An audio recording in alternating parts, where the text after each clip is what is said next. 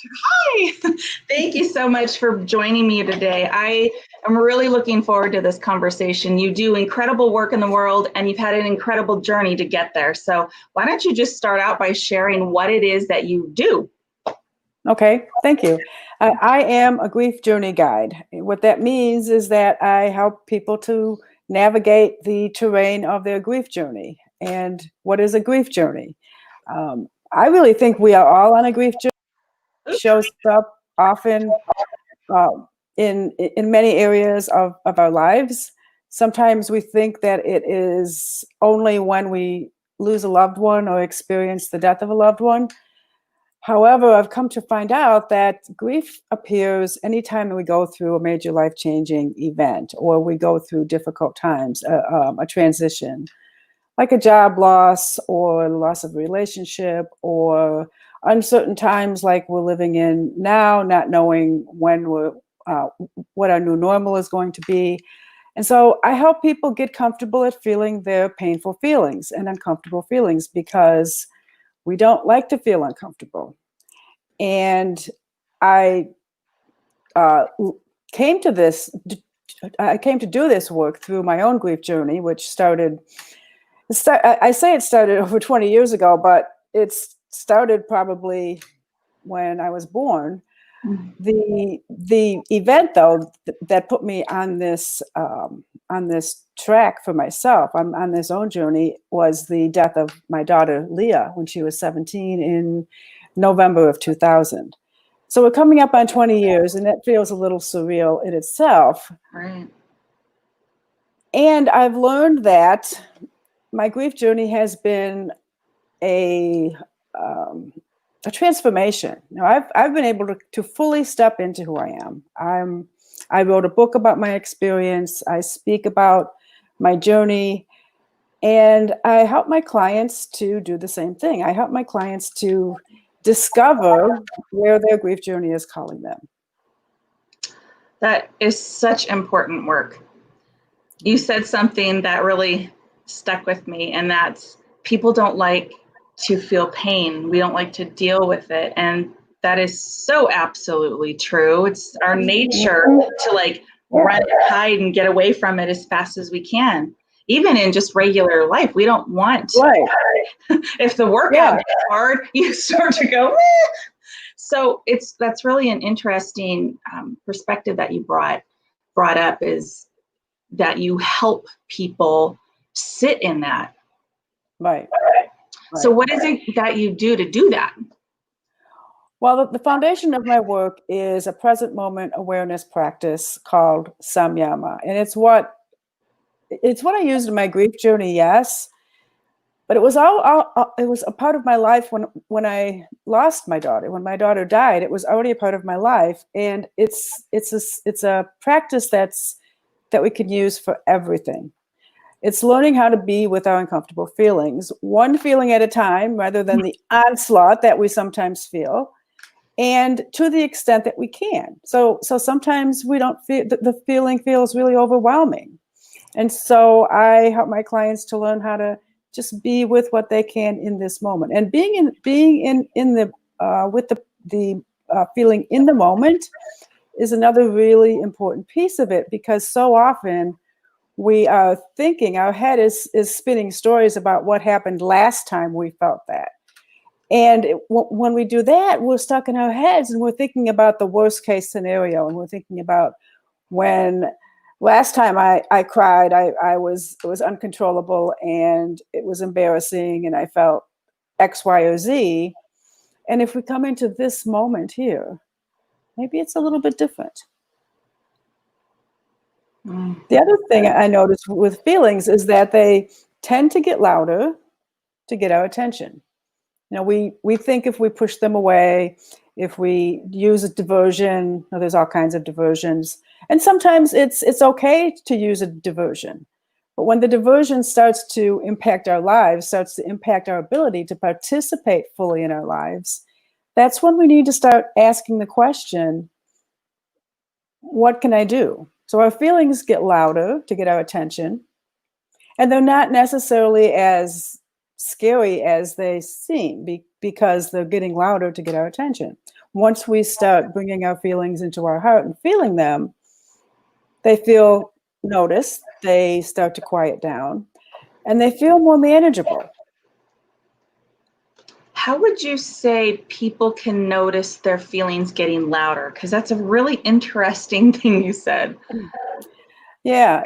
And anytime we want to run away from our feelings, and when we find ourselves using diversion more and more, whether it's just shutting them down and refusing to be with them, or I used to use food. I often say that I thought if I ate enough chocolate chip cookies, I wouldn't have to feel the pain of losing my daughter. And it sounds funny, and it was also true. So many people do that. Yeah. So any kind of diversion like that, endlessly scrolling through Facebook, watching TV, drinking too much.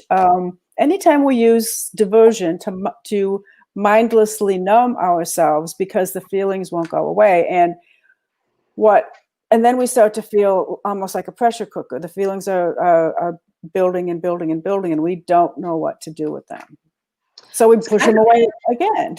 Right. And as you're explaining it, it sounds like a double-edged sword too, because you're running and pushing away your feelings and not wanting to deal with them. And then you're incorporating all these other addictive habits that then lead you down this other path. So it's very important to be aware of how you're feeling and notice when you're starting to learn from them.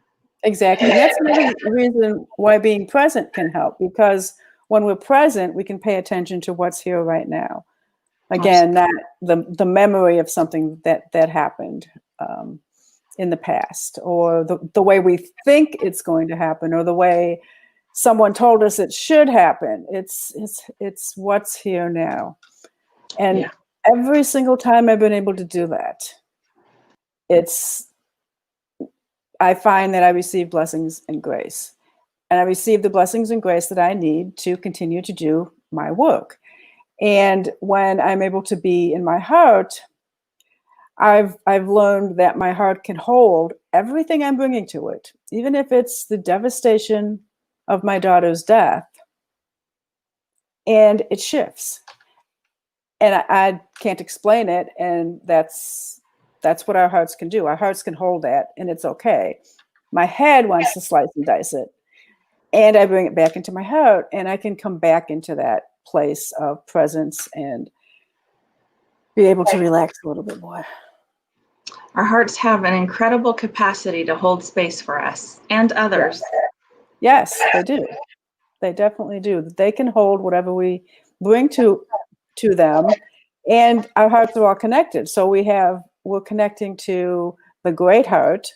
So there's no limit to what we can bring to our hearts. And even though we know this, even though I know it, I do it more now because it has been a part of my life for so long. But there's times when I'm thinking, okay, what do I have to do to get to this place? And I just had this happen this past week, and I kept hearing, trust the process. Trust the process. Whatever the process is, trust the process. There's nothing to do. Yeah. It's incredible. I find it really interesting how the mind can really create these stories in our head and slice and dice it, as you mentioned. And for instance, people that have car accidents, whatever the varying degree of severity it is, they take that, and actually anybody with some kind of trauma, we take that experience and we keep replaying it into our mind. So if you think about being in the present moment, that experience is not happening to you right now. Right. It's our minds holding on to the energy, the experience, the trauma, the being afraid. And so when you realize and you shift your perspective and put it in your heart, it's not happening to me right now. Right. Whatever that trauma is, it's not happening right now. And you can start to, almost detach a little bit. And it takes time, but you start to be able to, pull that out of you a little bit more each time you work on that process. And it's really mind-boggling and incredible. It's an incredible tool to use when you're able to realize that you can do that and you have the power within you to do it. Right. And what happens, as you were saying, we start to recognize more and more things. In my own case, and this happens, I see this all the time. We think we're working on one thing. We think we're going in with the death of a certain person, and all this other stuff comes up because we are unwinding all of our childhood wounds. Yeah. Our grief is giving us an opportunity to bring those to the light too. And you said that it's not what's happening in the present moment. However, our bodies don't always know that. Right. Our bodies react when we're feeling stressed. Our body doesn't realize that it's not a real threat, that we're not in a real threat for something to happen. And one of the things I recently began using, I was recently certified as a grief movement guide. And what that does is help us to identify where we're holding those feelings, and moving them through with breath, movement, and sound. And there's about 57 or so movements with that span just a wide variety of areas, and they all are designed to help move these feelings through. And I've begun using them with my clients, and using the movement together with the samyama, identifying the feeling, bringing it to our heart, and then using movement to move it through. It's just been so powerful, because so often, and I'm sure you experience this too, people want to know, what can I do? I will do anything to get through this. And when I say we have to be with our feelings, a lot of them don't want to hear that. No. So now I can say, here's something we can do. We can use breath, movement, and sound to begin to move these feelings through. And everybody I've used them with has found them to be very powerful and very helpful. And when I was going through my training, I was astounded at what it was releasing in me. And I've been doing this work for almost 20 years. Wow. So it's very powerful. And with what I already have been using, it's bringing up it's bringing my clients even more powerful revelations. It's almost not only powerful revelations, but I would also think clarity and closure and all of those things. Yeah. It's allowing, and so a lot of times we get in touch with these feelings that have deep roots. And as I work with my clients, we are able to get to the root of their, say, anger. Say they've been angry all their life, and they don't know how to move through anger. They've always erupted in rage. So as we begin to work with those feelings of anger, we get to the root of it. And that doesn't mean they're never going to be angry again. Right. But when they're angry next time, they're angry about something that happened yesterday instead of 30 years ago. So that's the beauty of it. Yeah. I love it. Or even longer. Or even pulling the anger from back then. Exactly. And exploding even more. That makes a lot of sense. Yes. So the same thing works with old grief.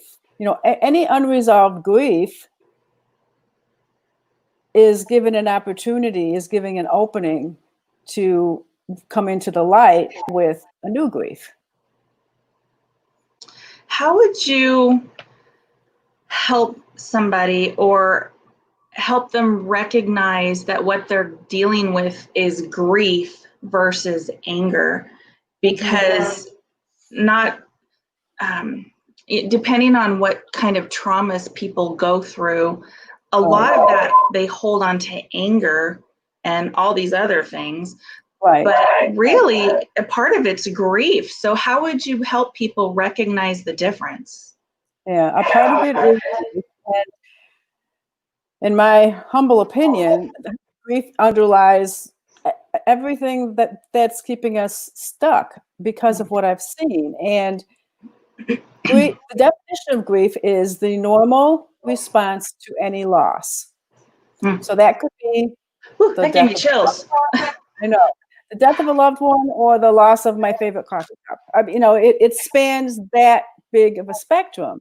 So Right. we just start looking at losses. I start out doing a grief history and taking a look at all the losses throughout their entire life, no matter how insignificant they are. My husband talks about losing a Little League game. Now, that to him was traumatic. And so and then we look at which ones are still showing up today, which ones do we think are still affecting us. And then sometimes, depending on where they are, I'll go back and do some inner child work, because if something happened when they were 3, 4, or 5, we look at, well, what happened there?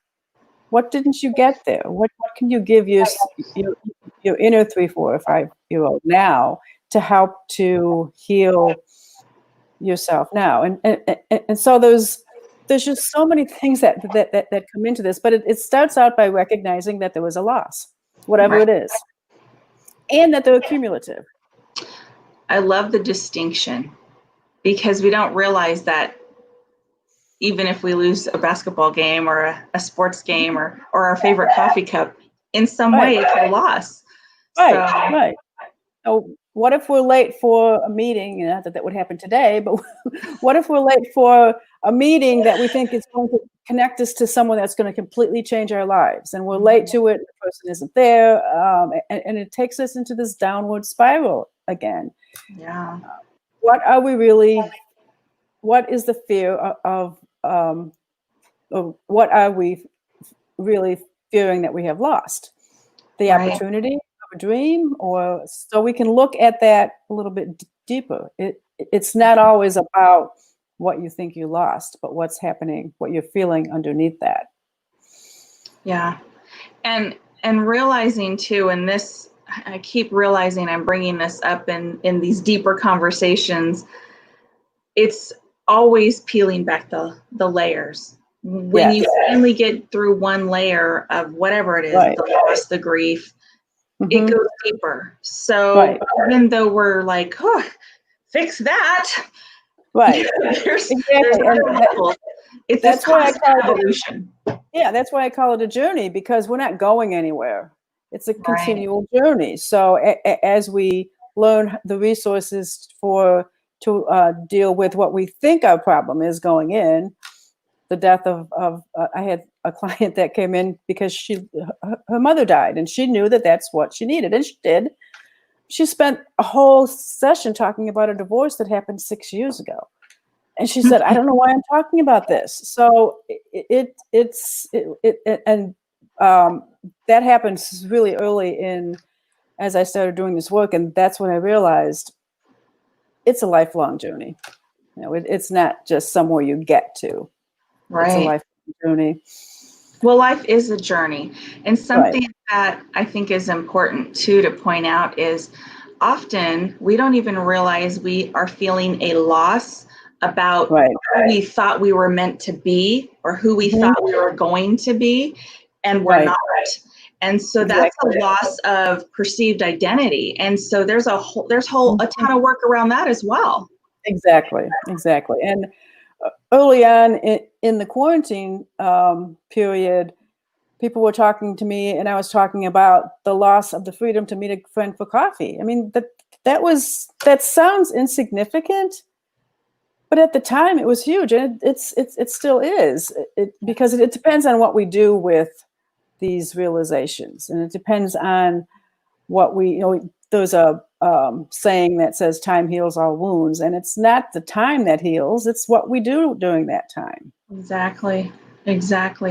How did you decide to call this your grief journey? Because those are interesting terms that you use. Yeah. Well, I took pieces of what helped me through my own grief journey, and I'm not a licensed psychologist. I'm not a clinical social worker. I was listing all the things that I'm not. And so I thought, well, what am I? And I was compiling resources that helped me in creating my own work to bring to others. And it just, that word just kept coming. This is your grief journey. You're on a grief journey. And Grief Journey Guide kind of emerged out of all of that from my early writings. And that's how I identify myself now, because that's what I do. I journey with people. I guide them through their journeys, and there's many different ways we can go, many different things that we can bring in. And we always look at self-care, which I've begun calling self-love, because self-care can sometimes seem pretty surface and not very deep. But self-love is doing the things that we need to do to allow us to show up as us. Amen. And yes, it may be getting a haircut or a massage, but it's also taking time to meditate. It's taking time to be with yourself, to listen deeply to your own heart, or being okay saying no to something that is no longer serving you. So it's self-love is much deeper than self-care for me. And when we are taking care of ourselves in that way, we develop a greater capacity to feel those difficult feelings. Absolutely. And also be able to hold space for ourselves in order to grieve through that process. Exactly. Yeah. I love that you call it self-love. I do too. Oh, good. Yeah. I do. I'm like, it's self-care, but really it's self-love. Yeah. It's about Yeah. loving yourself. Yeah. Right. It's easy to love others. And it's easy to love ourselves when we're having a good hair day, but what about those parts of ourselves that aren't so easy to love? Those places need love, maybe a little bit more. Yeah. So yeah, it's learning how to love all of ourselves rather than just the parts that we like. Yeah. Which again, takes some time. But it's okay. It's about being gentle with yourself and really just allowing yourself that time and space to do that and sit in that. Exactly. One of the things I talk about with my clients all the time, because it's been so important to me, is learning how to play again and still being in grief, because one doesn't exclude the other. We can be joyful and be sad at the same time. Right. I understand why that's hard, because it was hard for me. And I've also discovered that when I am being creative or playful or however it shows up, everything else kind of falls into place. Yeah. And I think that's part of the alchemy. The title of my book is The Alchemy of Grief, Your Journey to Wholeness. And that to me is the alchemy. I don't know how it happens. I know that our heart is an alchemical vessel. Mm-hmm. And so that's part of the mystery. And I love playing in the mystery. Right. Absolutely. So you said that you love to play, and it took you time to realize that you could be joyful and playful, have fun, and enjoy life at the same time. That's really a profound statement, because people think they can't. And the normal thought process is you can't be both at the same time, especially I would imagine after losing a child or anybody close to you that you love dearly, that a lot of times people don't think that they can go on living a happy, joyous life because they need to be in that constant mourning and grief. Mm-hmm. Right. Yeah, and maybe playfulness and joy doesn't come right away. Maybe finding meaning and purpose comes first, because finding meaning again can give you the the opportunity to fully participate in your life, because I didn't want to participate in my life. I didn't know how I was going to get from that day to the next day, let alone this day. Right. And so that's why it's a journey. It's a step by step. It's a process. It's and everybody's is different. Everybody grieves in their own unique ways. We think that there's certain ways that are right to grieve, and I'm here to tell you there is no one right way to grieve, and your way is right for you. Absolutely. What would you say is the first step for somebody to start moving into sitting with that process and helping them move through that grief? Yeah, being ready. And when I say being ready, everybody asks me when should I start? And it's when you feel ready. And what that means again means something different for everybody. I knew that I was ready because I shortly after Leah died, I heard that losing Leah was too high a price to not live the life I was meant to live. So that was my guiding light. That gave me chills. Yeah, still gives me chills. Things I have heard from other people are I've stopped living my life and I don't want to stay stuck. Mm-hmm. Anytime you feel like you're staying stuck, that can be a signal.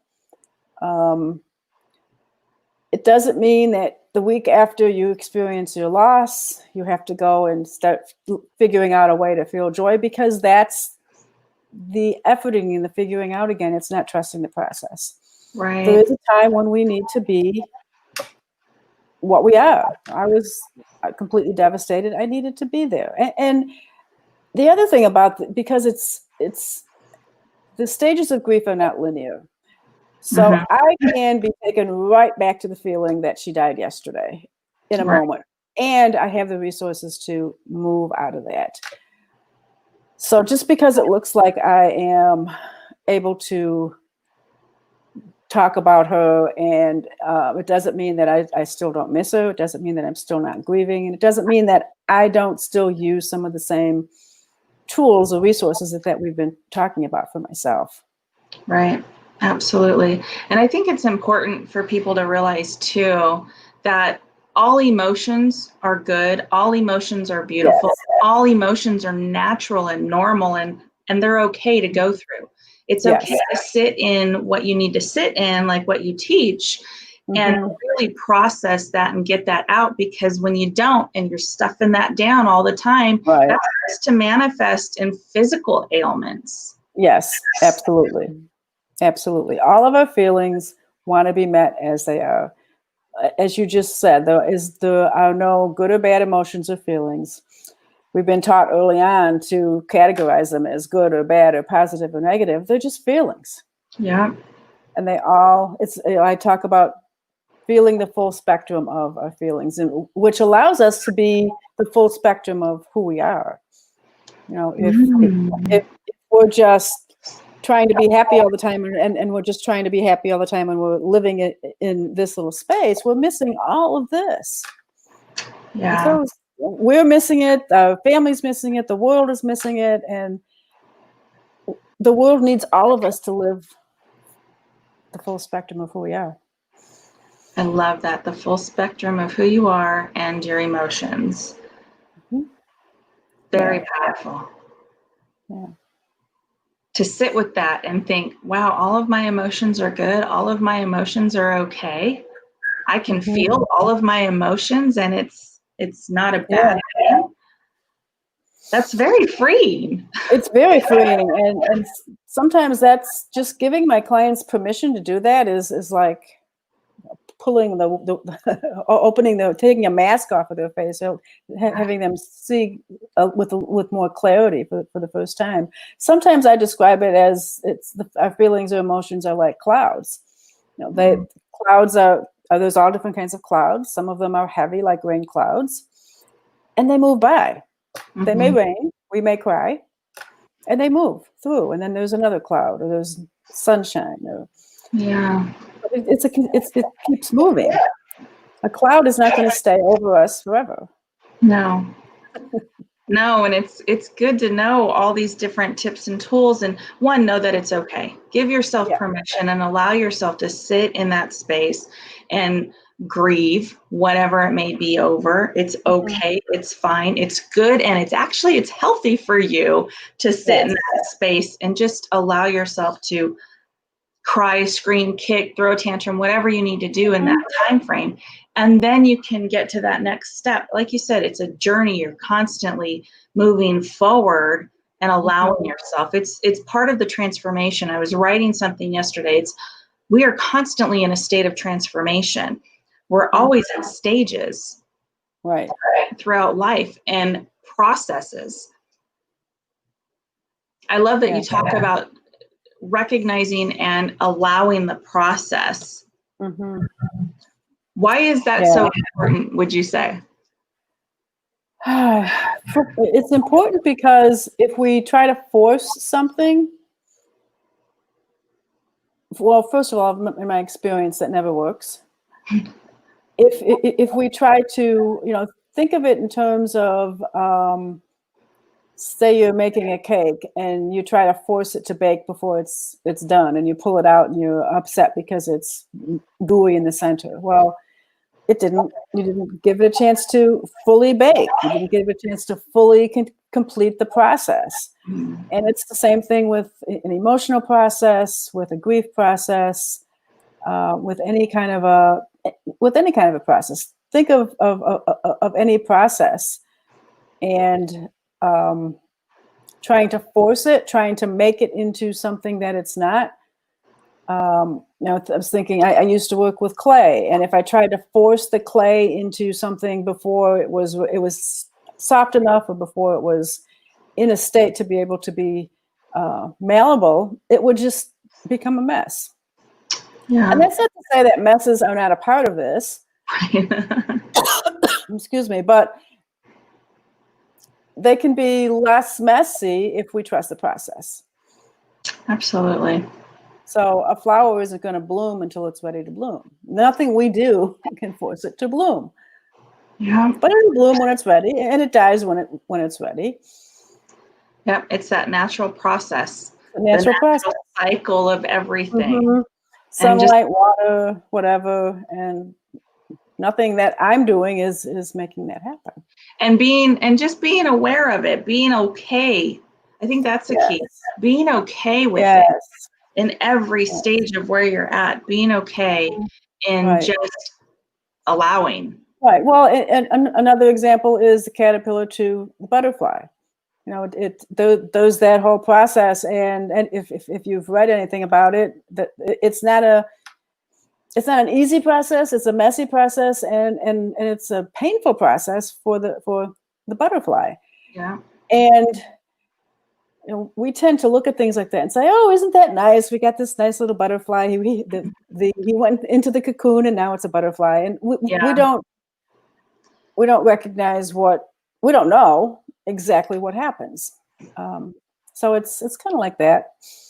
I like that you said that. It's because we look at that beautiful butterfly and we're just enjoying that there's this beautiful butterfly. You're not thinking of all the steps and all the processes and all the transformation to get to be that beautiful butterfly.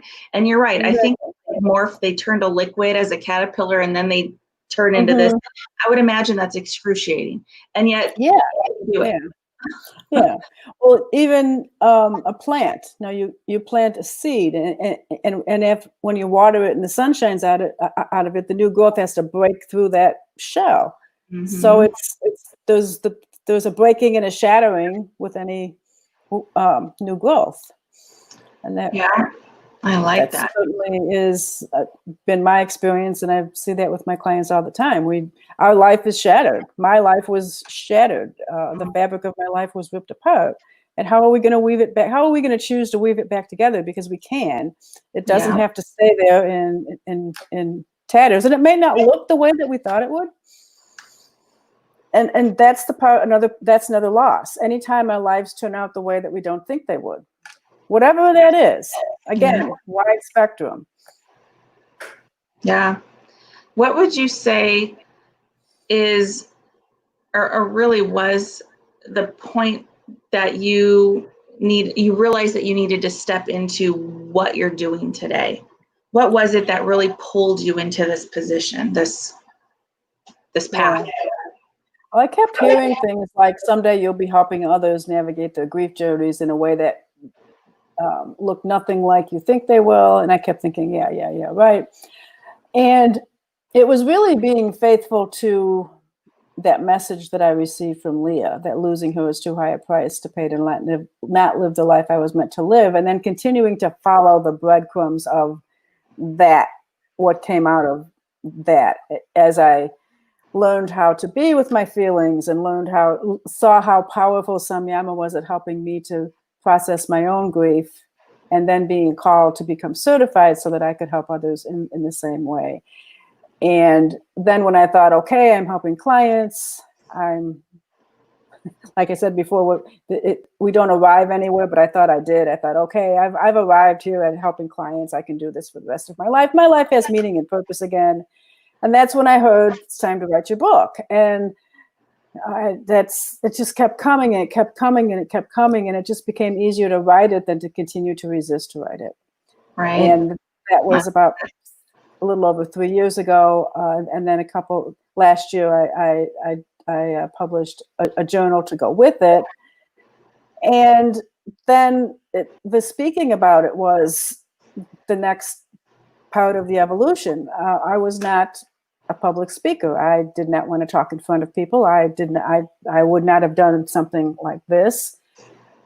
And yet I was being called to share my story. I mean, there was a really powerful calling to share my story in the way that I'm being called to share it. And so I kept saying yes to those deep inner heart longings or yearnings or whatever you call them.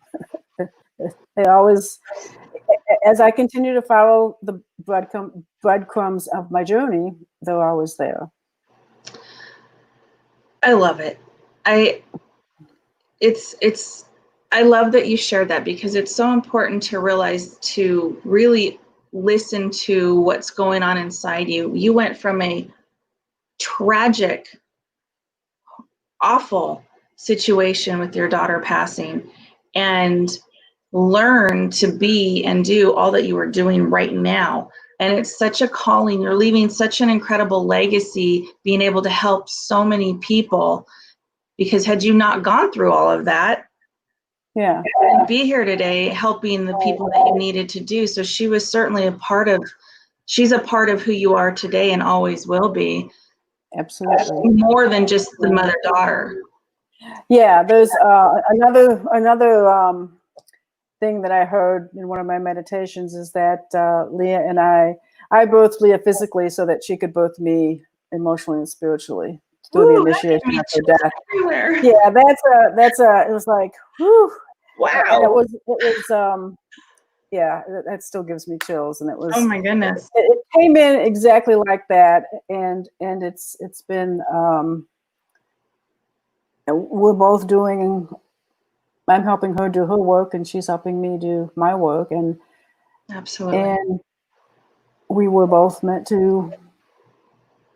It's a decision we both made before we were each incarnated, and we both said yes to it. And early in my grief journey, my own Samyama facilitator asked me if she mentioned that, and I hadn't considered that at all. But she asked me if you and Leah made this agreement before you were both incarnated, and she asked you to be her mother, knowing that she was going to leave at 17, would you still have said yes to being her mother? And I said, absolutely.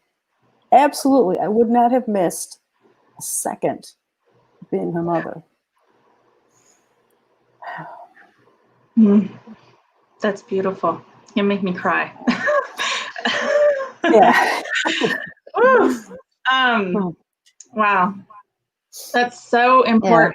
Yeah. And what an incredible journey. Like, what Yeah. an What amazing. else would you call it besides a journey? You asked me, how did I come to call it a journey? I don't know what else I would call it besides a journey. I think it's the perfect word because it is a journey. Everything's a journey. Yeah, But what an it really, amazing, it kind of defines journey for me. yeah, absolutely. And to know that every step of your life has gotten you to this point to be able to share this message. And I think what grasps people and really wakes them up to your story is you lost a child. You lost your daughter at 17 years old, which is absolutely heartbreaking. And that grabs their attention like, oh my God, look at you now, look at you today. And you're saying, I went from this space to here I am helping you now. And I could still go back into that in an instant of all that grief and emotion. But I now have the tools to help me process that. Yeah. And I never for a day think that it would have been, that this has been the easier journey. I know for a fact that it would have been much easier for me to stay in bed and keep eating chocolate chip cookies and not get dressed and not talk to people, self isolate. I knew that on that day too, that would have been much easier. And I was being called to do much more than that. It's always easier, like you were just talking about, sitting with that pain, sitting with that grief, because we want to run and hide. And you really stepped up, and you're creating a mutual legacy with you and Leah. Yeah. It's your mutual legacy. That's what keeps coming up to me. You're creating this together. She's on that side and you're here doing the physical work. Yeah. It's beautiful. Yeah. What a conversation, right? Yeah. You never know where these are going to go. You know, we just start out talking and they go where they need to go. Absolutely. That's why I love organic conversations, because you don't have a script and you really are able to touch on the points that are so needed and certainly somebody needs to hear. If somebody's just starting out on their grief journey, what would you suggest them do? What can they go do? If they're ready to start working with someone, start looking around. My way of meeting grief is just one way. You know, as I said, I work very intuitively. I work with whatever comes up. I create a safe space and work with whatever comes up in the field. If that doesn't sound comfortable for you, talk to a lot of people. I offer a full 1 hour complimentary session because someone needs to know how I work to feel comfortable working with me, to say yes to doing this really powerful work. And it's really an honor for me to do that. So if you're not sure, do some research. Go check out a number of websites. There are clinical people who work with grief, very good ones. There's so many ways to work with grief. There's the grief recovery method, which is another way to work with grief, which is a group session. My husband is a certified grief recovery method specialist. So do your research. Find out what resonates with you. Like I said, there's no one right way. And learn to trust yourself. When you see something that resonates with you, say yes to it. Absolutely. Say yes to the opportunity, because it's just another step for you to move forward and help you process that grief. I think I like that you said for them to go out and really investigate. And I realize it's hard, especially in like current moment trauma or loss and grief. But just to put that little flicker of a spark of a thought in somebody's mind that they can start the research process. And even just starting the process of researching starts the process of grief. Yes, because you're putting things out in the field, and what you put out comes back. And yes, with these times we're not meeting in person, but the virtual technologies have made this so much easier. I meet by Zoom with my clients all the time. Right. Some of them I just meet by phone, that they're happy doing that. And whatever is most comfortable for them. But even my clients who live here locally, who were reluctant to meet by Zoom, are loving it. Yeah. So it works. There's always a way, Mm-hmm. and there's always something that can help you get to that next level, that next step to process and overcome. And it's such an important realization, really. Yeah. And even signing up for a few people's newsletters, or you can always unsubscribe. Yeah.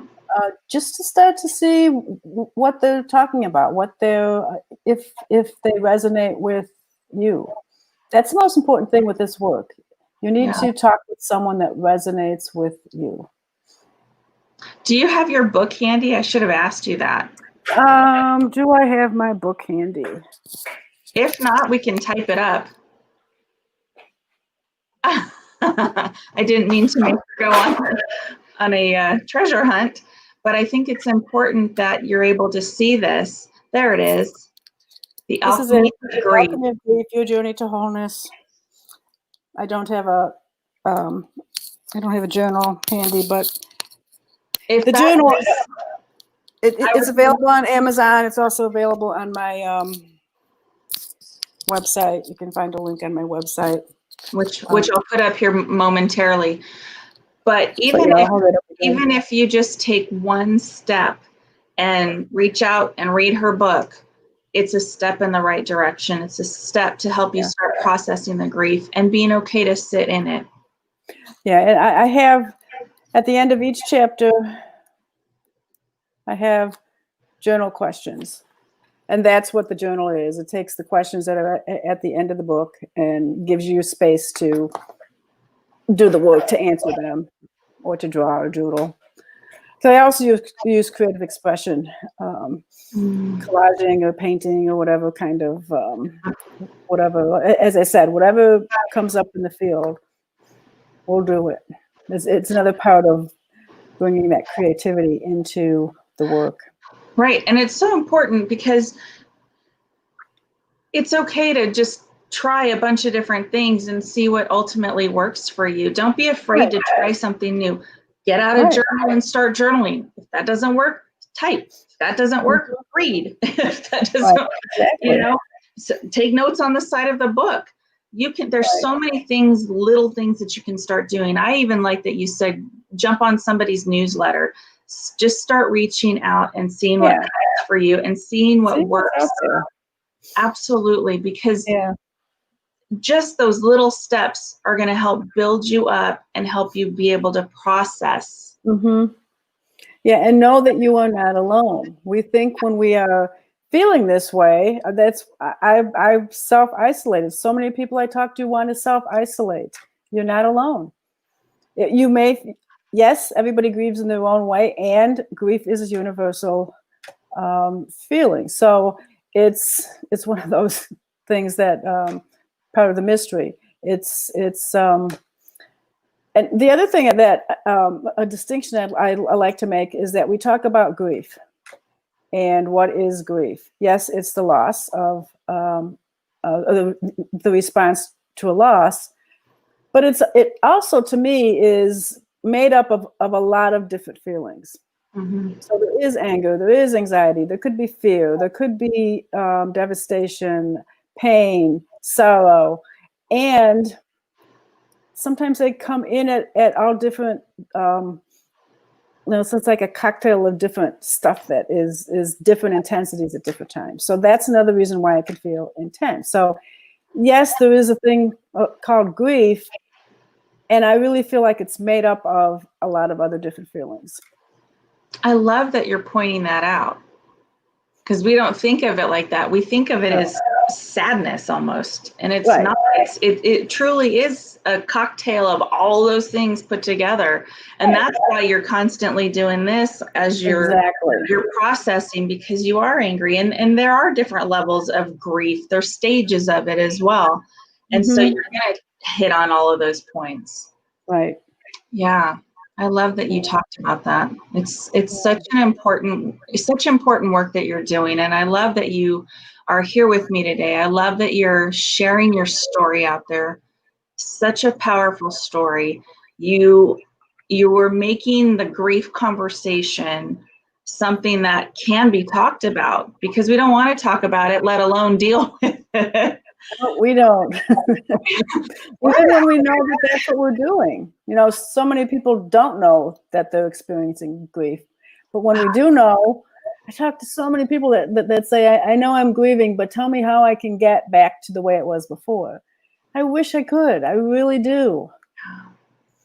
And we can't. You know, No.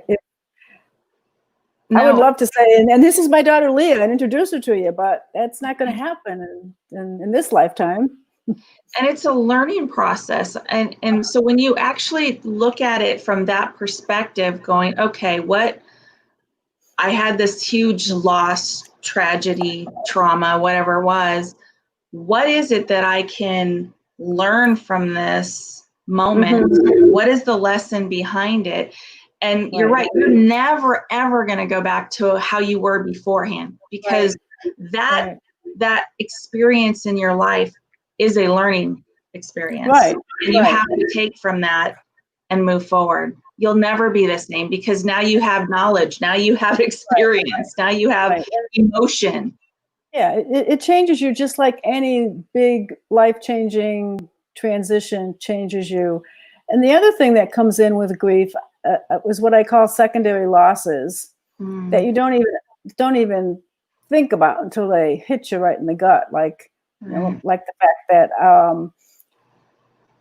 I'll never go to Leah's wedding. You know, that I didn't really, I mean, I knew that at some level, but it didn't hit me consciously until we went to the wedding of a friend of hers. Oh, yeah. Or I'll never be grandmother to her child, whether she would have chosen to have them or not. That's and those are relatively big ones, but there's little ones too, like things that, especially the things that happen around the holidays. Holidays can be difficult because they're not the same. Right. But other secondary losses might be the way that you celebrate a birthday, or the way that you go through a certain time of the year because your loved one isn't there, or because you didn't get that job, or because something else changed in your life. Right. And what an amazing point that you brought up, because and here you are with tools to help you process through those moments where they grab you. Yep. And I love that. Yes. I have absolutely loved this conversation. You are so incredible. I love that you're doing what you do. Let me put your website up here. Ladies and gentlemen, find Nancy, beingwithgrief.com. Your book link is on that website as well. Is that correct? Yes, that's correct. That's correct. Awesome. And I have a lot of stuff up there. I have blogs that I've written about my own process, and there's a lot of stuff that you can find there without paying a penny, just to start doing that research that I was talking about. Yeah. Just to start the process, reach out to Nancy. You don't even have to talk to her. You can just go to her website and start looking at stuff just to get that process going. If you have any questions and you are watching this later and not live, if you go to facebook.com, Aphrodite Inc., Aphrodite Enterprises Inc., you can still ask us questions. Tag Nancy or I, and we will come back through and take a look and answer them for you. So thank you so much for being a part of this. I have loved this conversation. Thank you, Nancy. I really appreciate you. Thank you, Kimberly. It's been an honor to be here with you. Thank you for inviting me. Absolutely. Thank you.